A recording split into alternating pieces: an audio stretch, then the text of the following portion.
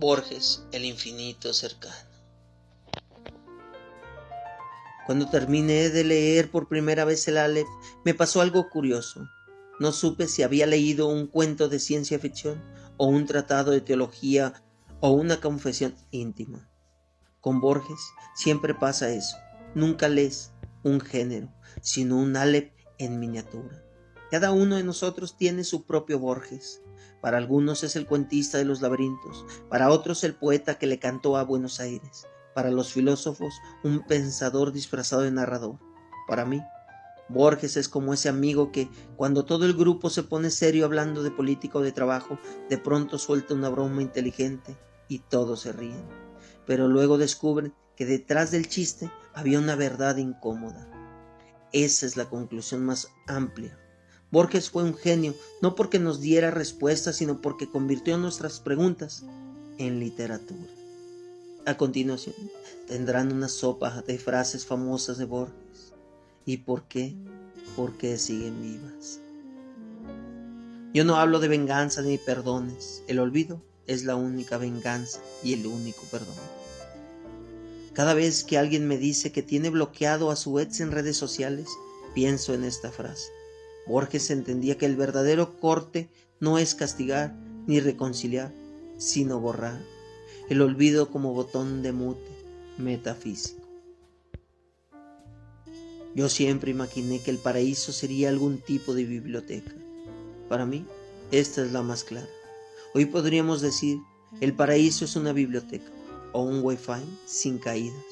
Pero Borges veía en la acumulación de libros una metáfora de la eternidad. La duda es uno de los nombres de la inteligencia. En un mundo lleno de gurús que te venden certezas en videos de TikTok, esa frase es un antídoto. Borges convierte la inseguridad en virtud. Dudar es pensar. He cometido el peor de los pecados que un hombre puede cometer. No he sido feliz. Esta confesión es brutal. Borges nos recuerda que no se trata de acumular premios ni bibliotecas, sino de la felicidad concreta cotidiana. Yo lo traduzco a algo más simple. No olvides comerte un postre favorito de vez en cuando. Estas frases siguen vivas porque son como espejos. Uno se mira y ve su propia vida reflejada. Historia universal de la infamia, 1935. Borges nos enseña que la historia oficial es aburrida si se cuenta sin imaginación. Prefiere retratar a bandidos, impostores y herejes. Hoy sería como hacer un documental sobre los hackers anónimos en lugar de presidentes. Ficciones, 1944. Aquí Borges se vuelve universal. La Biblioteca de Babel, Tlön Uqbar, Orbis Tertius, Pierre Menard, autor del Quijote. Todos estos cuentos anticipan debates de la filosofía posmoderna y hasta de la informática. El Aleph, 1949. Una colección que muestra cómo lo infinito puede caber en un sótano de la calle Garay. Nos dice que lo extraordinario puede esconderse en la esquina más común de la ciudad. Otras Inquisiciones, 1952. Su ensayo más potente. Borges demuestra que la crítica puede ser tan creativa como la ficción. Yo diría que es un manual secreto para aprender a leer de verdad. El Hacedor, 1960.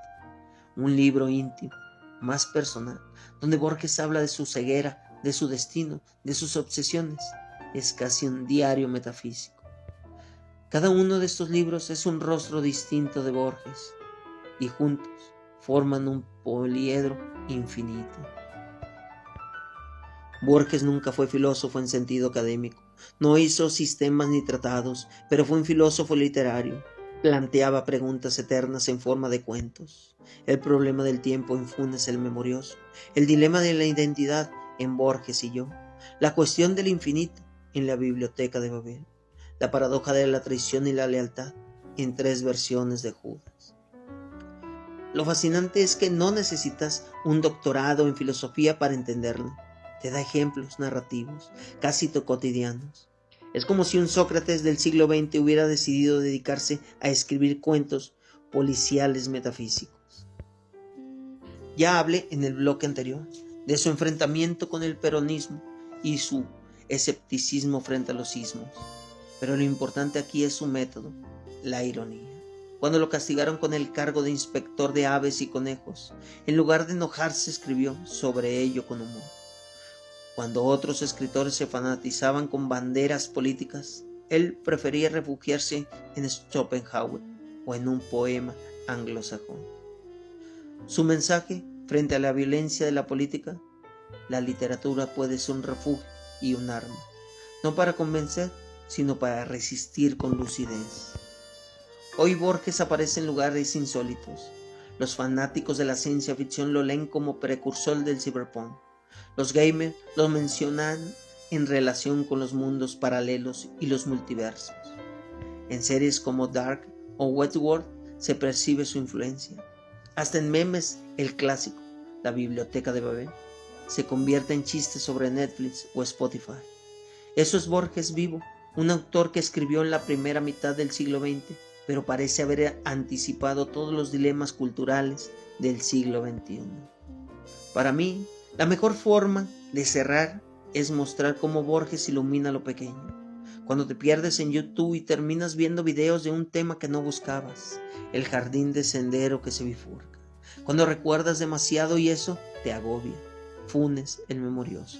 Cuando te peleas con tu reflejo en el espejo porque te ves distinto, Borges y yo. Cuando abres una caja de mudanza y encuentras papeles sin sentido, la biblioteca de Babel. Borges nos enseñó a mirar lo ordinario con lentes metafísicos. Más allá del genio estaba el hombre, un hombre que sufrió la ceguera, que tuvo amores difíciles, que se sintió solo muchas veces. Esa vulnerabilidad aparece en poemas como Límites o otro poema de los dones. Leerlo en esa clave me conmueve más que sus laberintos, porque ahí Borges nos recuerda que detrás del infinito está el ser humano que se pregunta qué hacer con su propia vida infinita. El legado. Borges nos dejó 3 grandes lecciones. La literatura es infinita, siempre se puede volver a contar lo ya contado. La identidad es múltiple, nadie es uno solo, todos somos espejos y dobles. El humor es filosofía. No hace falta solemnidad para pensar lo más hondo.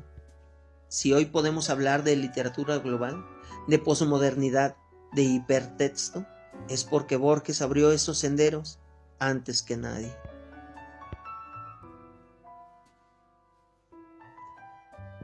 El infinito cercano. Para cerrar este viaje, me quedo con una imagen. Borges decía que el Aleph estaba en un sótano de la calle Garay, lo infinito en lo cotidiano. Yo creo que Borges mismo fue un Aleph. En su obra caben todas las filosofías, todas las literaturas, todas las dudas, pero no lo guardó en un templo ni en una universidad. Lo puso en cuentos cortos, en poemas, en ensayos que se leen en un café. Por eso, su legado sigue vivo, porque nos recuerda que lo más grande se esconde en lo más cercano y que, como él mismo escribió, somos nuestra memoria, somos ese quimérico museo de formas inconstantes. Borges fue y sigue siendo el museo donde todos podemos reconocernos.